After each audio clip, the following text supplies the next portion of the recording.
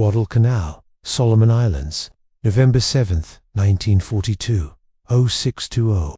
Hours. The jungle breathes with humidity so thick it clings to the skin like wet wool. Staff Sergeant Michael Kowalski of the 1st Marine Division crouches behind a rotting log, his Springfield rifle slick with condensation, his eyes burning from 3 nights without sleep. Somewhere in the vine-choked darkness ahead, something metallic, clanks rhythmic, deliberate, growing louder. The sound crawls up his spine. He's heard stories from the Philippines, from China, Japanese armor, steel beasts that crushed nationalist positions that rolled through Singapore's streets while British rifles bounced harmlessly off their hulls. The Marines around him tense.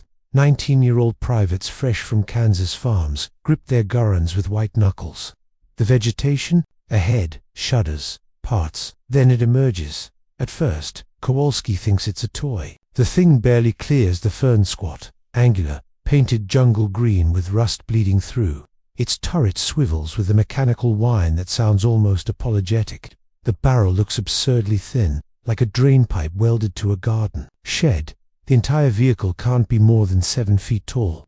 For 3 seconds, nobody moves. Then Private Jimmy Delgado from Tucson starts laughing, a high, nervous bark that breaks the tension like shattering glass. That's it. That's their goddamn tank. The Hogo Type 95 light tank advances another 10 yards, engine sputtering, treads throwing mud. Its commander's hatch pops open. A Japanese officer rises, scanning the tree line through binoculars, oblivious. The moment crystallizes into surreal, theater predator and prey locked in confusion over who should fear whom. Sergeant Kowalski doesn't wait for clarity. He signals to Corporal Hayes, positioned 30 yards left with the squad's Browning M2. 50 caliber machine gun. Hayes swings the weapon toward the advancing tank, mounts it against a mahogany stump, and opens fire without ceremony. The sound shatters the jungle, a jackhammer roar that sends parrots exploding from canopy nests. The first round punches through the Hogo's frontal armor like a fist through plywood. The second enters the driver's viewport and exits through the engine compartment in a shower of sparks. The third, fourth, and fifth rounds perforate the turret, the side skirts, the rear deck. Holes the size of silver dollars appear in the steel, neat, precise, unobstructed. Inside the tank, catastrophe. The armor doesn't deflect or absorb. It simply yields, offering no more resistance than a tin can beneath a boot heel. The Japanese officer disappears back inside his hatch. The turret attempts to traverse, grinding slowly toward Hayes's position. Too slow. Hayes adjusts his aim. Stitching a line across the turret ring, the mechanism jams. Smoke begins pouring from the entry holes. 8 seconds after the first shot, the Hogo lurches to a halt, engine dead, cruise silent. The jungle returns to its wet, breathing stillness. Private Delgado walks forward, rifle raised, approaching the motionless hulk. He examines the puncture through and through's edges still glowing faintly red.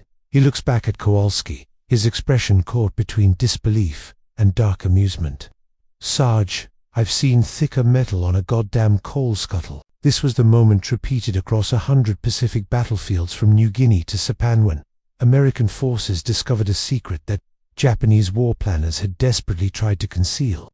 The Emperor's armored divisions, so fearsome, in propaganda reels and intelligence estimates, were built on a foundation of desperate compromise and industrial limitation. The Hogo, Japan's primary light tank throughout the Pacific War, carried armor protection measuring just 6 to 12 millimeters. At its thickest points, U.S. Army Technical Intelligence Report, December 1942. For comparison, the standard American M4 Sherman mounted 51 millimeters of frontal armor. The German Panzer IV, 80 millimeters. Even the British Valentine infantry tank, considered under-armored by European standards, boasted 60 millimeters. But the numbers alone don't capture the gulf. American 50 caliber machine gun rounds, standard equipment for every Marine rifle company, mounted on half-tracks, jeeps, and fixed positions, delivered muzzle velocity of 2,910 feet per second with armor-piercing ammunition. At ranges under 200 yards, they generated penetration capabilities exceeding 20 millimeters of rolled homogeneous steel. Ballistics Research Laboratory Technical Note 394, 1943. The Hogo's thin riveted plates, already weakened by substandard alloy composition due to Japan's chronic shortage of molybdenum and nickel. Tarawa offered resistance roughly equivalent to commercial automotive sheet metal. The implications detonated across Pacific command structures like Delidfuse shells. If standard infantry heavy machine guns could neutralize Japanese armor, what would dedicated anti-tank weapons do? What about the M337mm anti-tank gun, the newer M5 3-inch gun? The answer arrived within days, as Marine divisions pushed inland across Guadalcanals, ridges and river valleys. Japanese Type 95s and the slightly heavier Type 97 Chiha medium tanks boasting as still inadequate 25mm of armor were systematically shredded by weapons American planners had considered marginally effective against European panzers. 1st Marine Division, After Action Report, Guadalcanal Campaign, February 1943. Tokyo had gambled everything on speed, maneuverability, and infantry support doctrine. The hugger weighed just 7.4 tons, enabling it to traverse jungle trails and fragile bridges that would collapse under heavier Western designs. Its 120 horsepower diesel engine provided respectable speed on roads. Its 37mm main gun could suppress infantry positions and destroy fortifications. In China, against nationalist forces equipped with obsolete anti-tank weapons and poor training, the Type 95 had performed adequately. Against the Soviets at Guadalcanal in 1939, it had been slaughtered, a warning sign Tokyo's general staff chose to rationalize rather than remedy. By late 1942, Japan's industrial capacity was already straining. Steel production peaked at 7 million tons annually, compared to America's 81 million U.S. Strategic Bombing Survey, 1946. Upgrading armor thickness meant heavier tanks, which required more powerful engines, which consumed more fuel, which demanded larger supply chains. Luxuries Japan's overstretched empire couldn't afford, so the Huggo continued rolling off production lines in Sagami and Kakura, 2,300 units total, each one a mobile coffin awaiting its .50 caliber execution. The Marines on Guadalcanal didn't know these statistics. They didn't need to. They could see it, touch it, laugh at it, this rusting monument to imperial overreach, bleeding oil into volcanic soil. Word spread through foxholes and supply dumps, carried by radio operators and stretcher bearers, transforming fear into contempt. The Japanese superweapon was a myth. The steel tide was ankle deep, but questions lingered and officers tense as evening rains drummed on canvas. Why had intelligence predicted such formidable armor? What else had Tokyo concealed? And most, the secret wasn't a secret at all, not to the engineers at Mitsubishi Heavy Industries who riveted the plates together, not to the tank commanders who trained at the armored school in Chiba, and certainly not to Lieutenant Colonel Iwao Fuji, who watched his Type 95s burn on Tarawa's Coral Flats in November 1943. Japan's military leadership understood their armor was fatally inadequate. They sent it forward anyway, driven by a doctrine that valued spiritual resolve over metallurgical reality, and by an industrial base that simply couldn't produce anything better fast enough. Japanese monograph, Homeland Operations, Record, U.S. Army, Far East Command. 1952. The Hoggo's design specifications told the story with brutal clarity. Hull armor, 6mm on the roof, 12mm maximum on frontal plates. Riveted construction using mild steel with minimal hardening treatment. The Tarita cramped cylinder barely large enough for 204 12mm protection on all sides. By comparison, even the Italian M1340th tank, widely mocked as Europe's worst armored vehicle, mounted 30mm of frontal armor. The Hoggo wasn't under-armored by oversight, it was under-armored by necessity. Designed in 1934 when Japan's strategic focus centered on Chinese guerrillas and Manchurian planes, not American Marines equipped with industrial-scale firepower. The 37mm Type 94 main gun could penetrate 45mm of armor at 500 meters. Under ideal conditions, adequate against Chinese AFEs and Soviet T-26 light tanks. Useless against American M3. Stewart's 51mm armor, or M for Sharmans. The gun's breech mechanism frequently jammed in humid conditions. Ammunition stowage for 119 rounds sat exposed inside the fighting compartment without protective bins, turning every penetrating hit into a potential catastrophe. Technical Intelligence Report Number 63, Allied Translator and Interpreter Section, 1943. But the Americans had advantages that transcended mere thickness of steel. The .50 caliber Browning M2, designed by John Moses Browning and refined by Colt engineers in Hartford, Connecticut, represented the apex of heavy machine gun development. Weighing 84 pounds, belt-fed, air-cooled, capable of sustained fire rates exceeding 500 rounds per minute.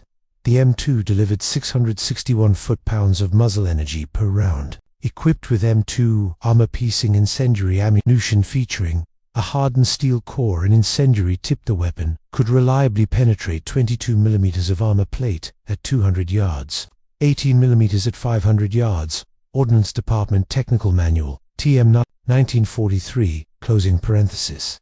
Every Marine Rifle Company fielded multiple M2 South. Every Havertrack, every Jeep, every landing craft mounted them. Production facilities at Colt, High Standard, and Seiko Defense churned out approximately 2,000 M2 South monthly by mid-1943, feeding an appetite for heavy firepower that Japanese planners had never anticipated. When a Marine squad encountered a Hogo, they didn't call for anti-tank support.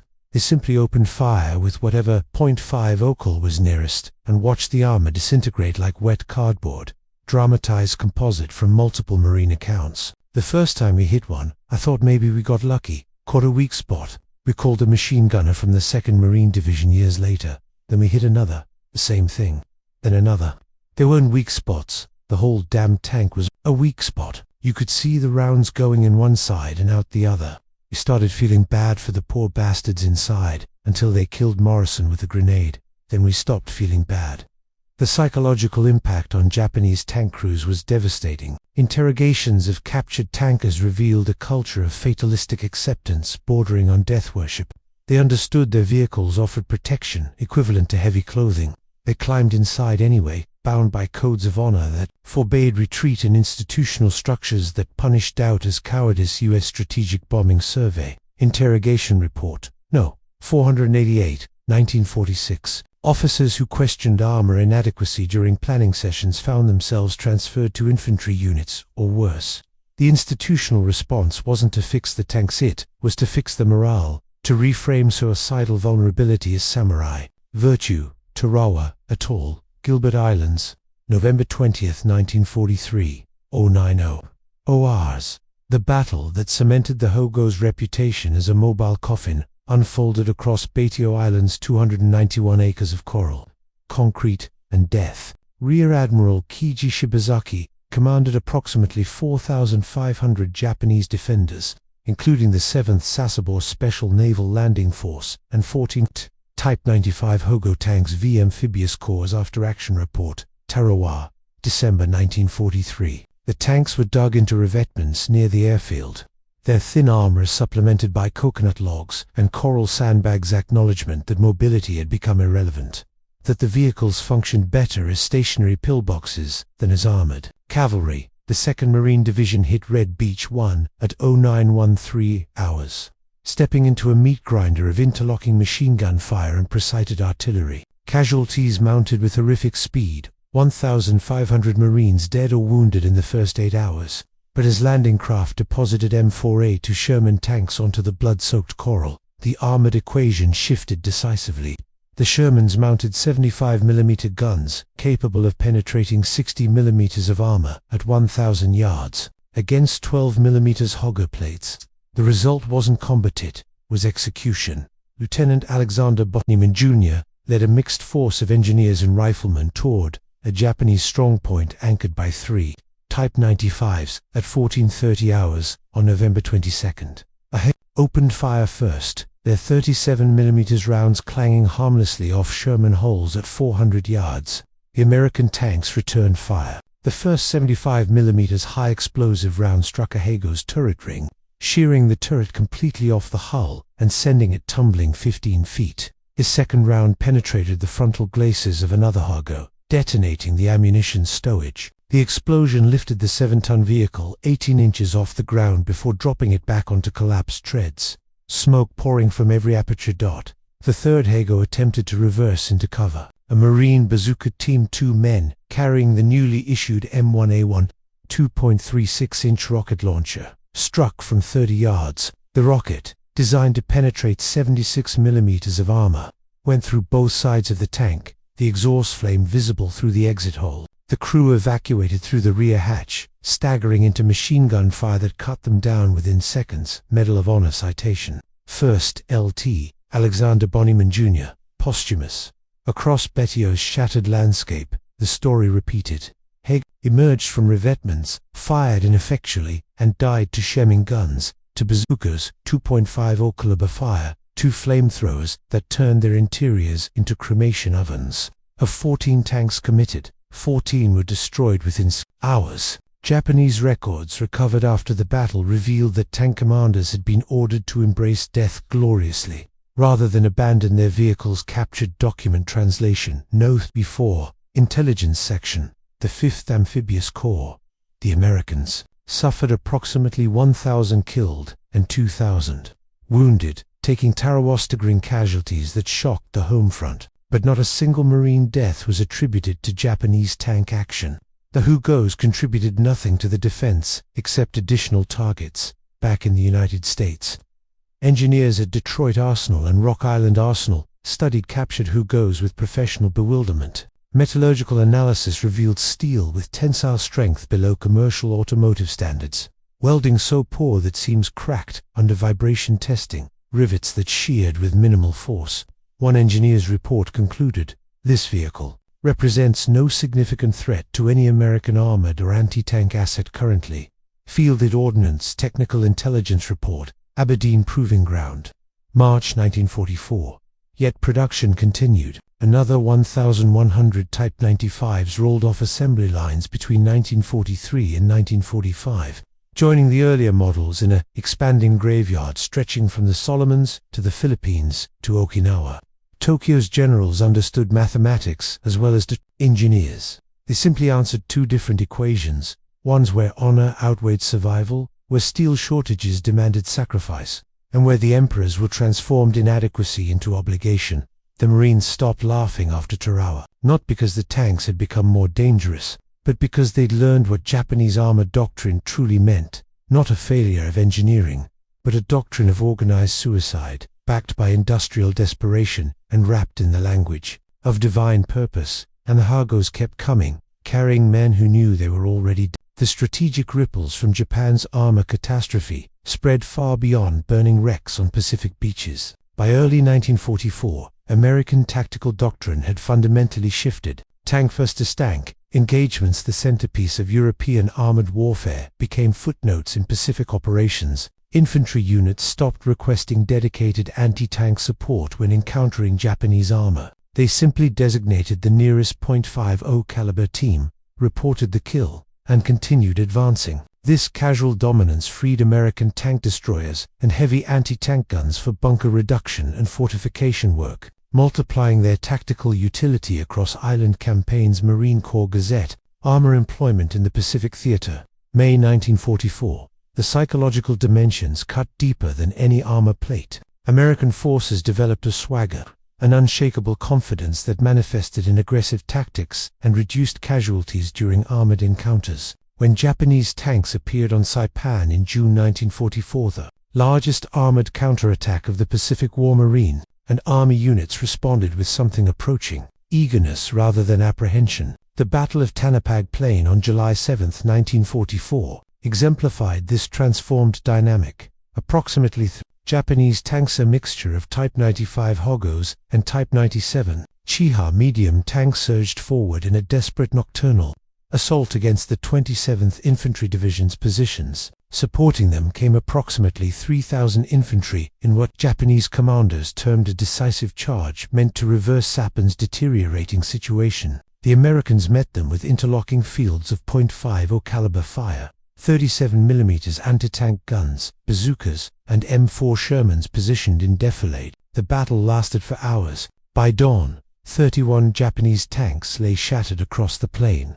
Most penetrated multiple times, their crews dead at their stations or cut down attempting escape. American armor losses, 0. American anti-tank gun losses, 0. 27th Infantry Division After Action Report. Saipan Operation, August 1944. A captured Japanese tank officer, wounded and pulled from a burning chiba, provided devastating testimony during interrogation. Dramatized composite based on ATIS interrogation report, No. 115. We knew before we started. Everyone knew. The Americans have endless steel, endless bullets, endless tanks. Our armor is like paper to them. But we were ordered to attack, so we attacked. What else could we do? Refuse and face execution. We chose to die in our tanks, rather than by firing squad. At least this way, our families received death benefits.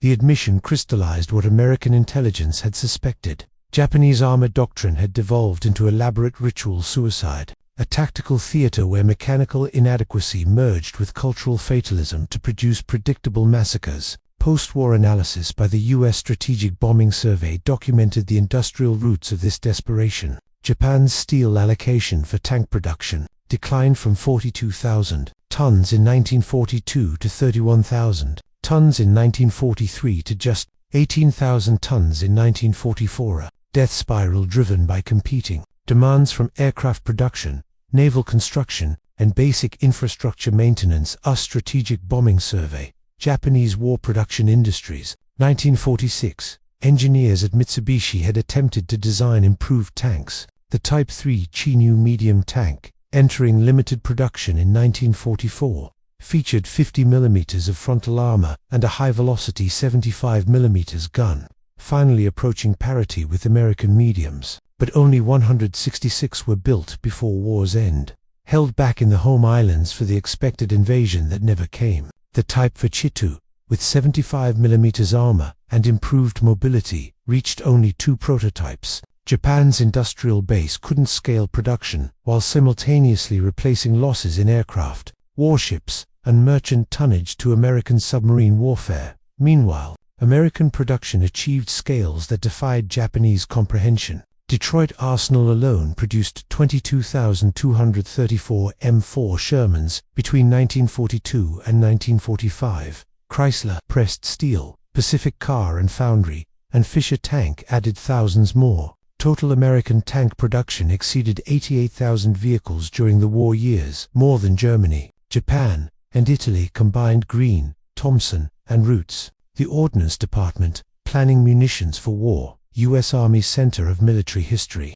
1955. The human cost of Japan's armor inadequacy manifested in grim statistics. Approximately 6,300 Japanese tankers died in Pacific combat operations, a mortality rate exceeding 80% higher than Kaiten suicide torpedo pilots, higher than kamikaze aircrew. Most died not in climactic tank battles, but in one-sided engagements lasting minutes, trapped in vehicles that offered coffin-like protection against weapons designed to penetrate 3 times their armor thickness. American tankers in the Pacific, by contrast, experienced casualty rates below 15%, among the lowest of any combat arm in theater. Gailey, War in the Pacific, from Pearl Harbor to Tokyo Bay, 1995. The maintenance crews, the mechanics, the factory workers who kept America's armor advantage rolling forward rarely appear in official histories, yet their contributions proved decisive. At forward maintenance battalions across the Pacific, teams worked 18-hour shifts in oppressive heat, replacing transmissions, rewelding armor, rebuilding engines damaged by coral dust and humidity. At depots in Hawaii, Australia, and Guam, civilian technicians, many of them women, overhauled battle-damaged Shermans and retrofitted .50 caliber mounts onto vehicles never designed to carry them. Their invisible labor sustained the material edge that made Japanese armor irrelevant. Ordnance Corps' historical studies. Pacific Theater Maintenance Operations, 1948. The legacy extended far beyond. 1945. American doctrine emerging from the Pacific War emphasized combined arms integration, overwhelming firepower, and technological superiority principles that would define Cold War military planning. The M2 Browning, proven so devastatingly effective against Japanese armor, remained in frontline service through Korea, Vietnam, both Gulf Wars, and into the 21st century. The longest-serving weapon in American military history. Its psychological impact, the confidence that infantry could defeat light armor with organic weapons, influenced everything from squad organization to vehicle design. For Japan, The armor debacle contributed to a post-war reckoning with militarism's costs. The Type 95 Hogo became a symbol not of engineering failure but of institutional dysfunction, of a command structure so rigid it sent men to certain death rather than admit strategic error. Surviving tankers wrote memoirs describing the cognitive dissonance of climbing into vehicles they knew were death traps, of reconciling personal survival instinct with cultural imperatives demanding sacrifice. Some framed it as duty, others, decades later, called it murder by doctrine Sakai. The Emperor's Armor, A Tanker's War, 1978, published posthumously, on Peleliu, on Iwo Jima, on Okinawa. The pattern persisted until the final months. Japanese tanks emerged from caves and revetments, fired their inadequate guns, and died 2.50 caliber fire, or bazooka rounds, or Sherman shells. American forces stopped counting them as significant threats, relegating them to footnotes in after-action reports beneath casualties from artillery, mortar, and small arms. The psychological victory was complete. Japan's armored force had been reduced to nuisance. Their steel tigers revealed as paper cats. The last Type 95 Hogo, destroyed in combat, likely died on Okinawa in June 1945. Victim of a Marine bazooka team, or perhaps a .50 caliber burst records are unclear. The kill, too routine to merit detailed documentation. Its crews' names are unknown. Their deaths passed unnoticed in the larger carnage of Okinawa's closing weeks, where 110,000 Japanese defenders and 12,000 American servicemen perished in the war's final land campaign, but preserved in a warehouse at Aberdeen Proving Ground, Maryland, sits a captured Hogo, its hull perforated with dozens of .50 caliber holes, testament to an engagement that lasted seconds decades ago. Engineers still bring visitors to examine it, to run fingers along the thin plates, to peer through the punctures and marvel at the inadequacy. It serves as teaching tool, historical artifact,